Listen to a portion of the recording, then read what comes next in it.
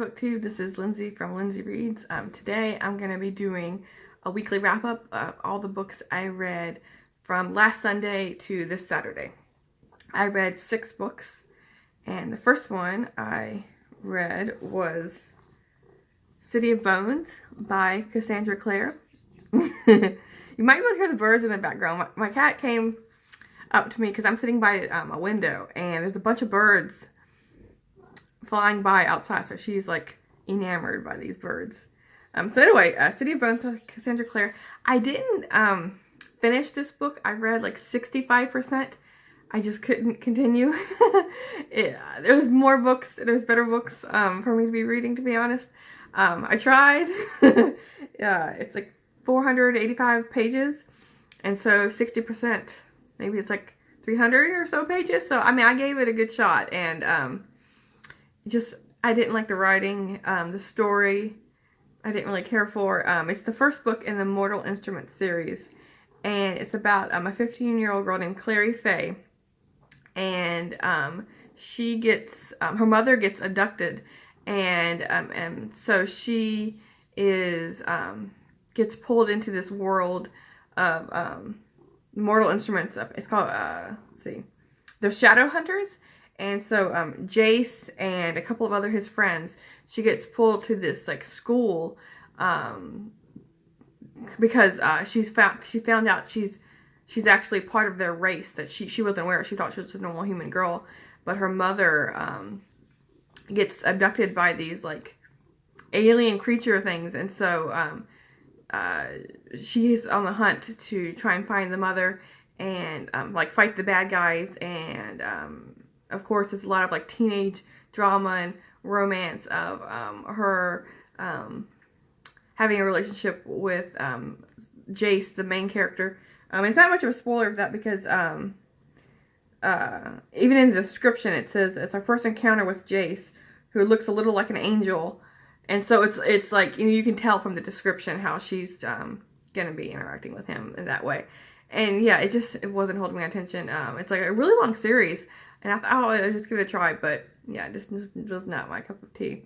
And so the next book I read is Stuart Little, which I had saw the movie years and years ago, and I love the movie, and so I decided to pick this book up. It has a cute cover. It's Stuart Little by E.B. White. And I haven't actually read anything by E.B. White before. I haven't read Charlotte's Web. I've seen the movie, same as Stuart Little, but I hadn't read the book. And this one I listened to an audio book it was narrated by Julie Harris. And it was a really good narration. It was like a really fast, like it only took like an hour or so to listen to it, because I listened to it on like 1.5 speed. And it's very similar to the movie, if you've seen that. He's this little mouse living with a human family, and he's up for an adventure. You know, he's a mouse, he's small, but you know, he acts like, you know, he's a big kid. And he has a really good friend named Margalo, which is a bird, and she decides, you know, she's growing up too, and so she's flying the nest, flying the coop. And so he is he's on an adventure to find his friend, and it's all the stuff he gets up to. And he interacts with a cat, and the cat's name was Snowville. And and so it's a really cute story. If you want like a little fast like children's book, this would be a good one. It has lots of cute animals in it. This next book I read is The Library Book by Susan Orlean.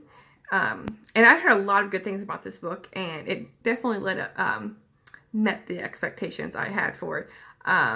It's about a library in Los Angeles, the Central Library, and there's a fire in 1986, and it's all about like it's a lot of history of that library in particular, you know, like leading up to the fire, about, you know, the history of Los Angeles. A lot, it features a lot about that, and you know, how the town was set up and how it's changed a lot over the years, you know, with Hollywood and celebrities and, you know, Western town and all that's mixed in with it, and the different librarians who have run this library and how it's expanded, and like the whole like opinion of libraries have changed over time in LA.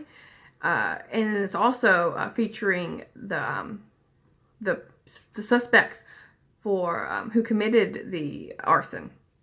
Is it possible arson? Or it could be, faulty wiring in the library and whatnot. So it gives a lot of backstory on the possible arsonist. And it all mixed with those two storylines of, the history of LA and libraries and the detective story of the arsonist. It's also talking about, the love of libraries and the author's encounters with libraries in her past, with her going to the library with her mother as a kid. And so, of course, I really aligned with the author's story of, growing up with a library. And so it was a nice bookish book to pick up. And so if you're thinking of picking up this book, then yeah, it's well worth the read. It well worth the hype, or whatever that's called. The next book I read is Jodie Pecos. Is that how you pronounce the name? Small Great Things. And this is the story of Ruth Jefferson, and she is working as a delivery nurse, delivering babies. And one night she is delivering a baby for a white supremacist, and the father does not want the nurse to touch the baby at all, and so she gets taken off the couples, helping with the baby. And so, but somehow, of course, she's going to encounter this baby again, even though she's not allowed to touch the baby, because the baby is coming for surgery and has a cardiac arrest. And so she is intervening to save the baby's life, but the baby dies. And so the father, the white supremacist, looks was a stereotypical Nazi symbolism, and he even has a tattoo, a Nazi symbol on his forehead. I think it was somewhere on his head, and so it's very prevalent that he isn't hiding that he's a white supremacist, and she's a black nurse. And so anyway, so she's trying to save this baby's life, but the baby dies. And so the father thinks that this black woman killed the baby. And so it's leading up to their court case and what proceeds from there. So it was I've read a couple of Jodie Pecos books before, and they often it has a main theme that she's trying to push, a message she's trying to push, and what plays out with them.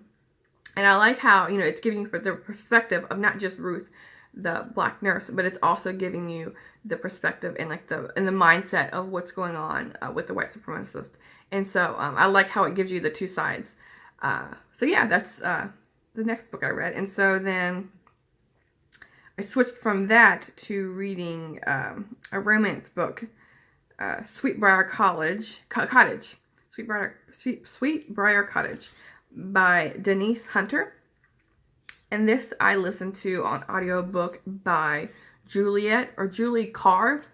And to be honest, the narration, I didn't really like I'm sure the book was good, but she didn't really have a lot of emotion in her voice. It was kind of just reading facts, reading a dictionary. It's kind of how her voice portrayed the story, and so it didn't fully draw me in. It's about Noah and Josephine Mitchell, and they got divorced 18 months ago, but come to find out they aren't divorced, actually. The paperwork got messed up, and so they're coming together at Sweetbriar Cottage at Noah's house, and they get snowed in. And so it's them fighting between each other, and it's a second chance romance, I guess we would call it. And so yeah, the story was okay. It's just the narrator, like I said, the narrator didn't really draw me in, and so it was just kind of boring for me to read. Maybe if I read it physically, I would have liked it more. But yeah, it was just a meh story. And this last one is kind of the opposite. It was totally drawing me in. I didn't want to put it down.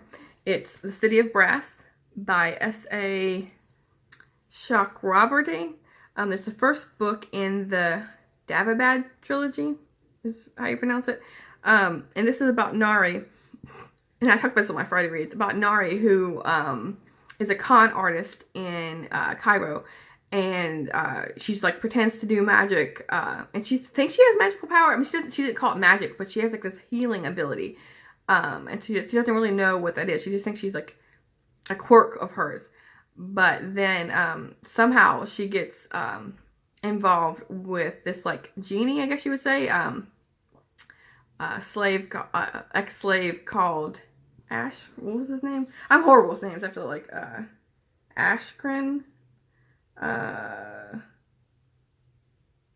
But anyways, he called it Ashfren or something. But they call him Deva. And so anyway, so she gets swept up with him, and like he's like, you know, running with her. Oh, sorry, my cat and dog, they don't get along, and so they were passing each other. And of course, my cat has to bop them on the head. Anyway, what was I saying? Okay, so the Nari is in Cairo, and so she gets attacked by these like ghost beings, and so this Deva ex-slave rescues her, and they're off on an adventure to this palace, which is like for her people. Her people, like she's not human. She's like from this like race, and so she's going to their like homeland, and so it's the adventure of the Deva and Nari going to the palace, and then how she is using her abilities to stay in the good graces of the king there, and of course she's interacting with the prince and the princesses and the king, and then of course she's learning her new abilities of healing, and it was a really fun action-packed read. I was hooked from like a couple of chapters in, and so I'm for sure picking up the next book in the series. And so those are, I think it's 6 books I read. 1, 2, 3, 4, 5, 6. Yeah, so I read the 6 books I read this week. So let me know if you have heard any of these, if you enjoyed any of them, and yeah. See you soon. Thanks, BookTube.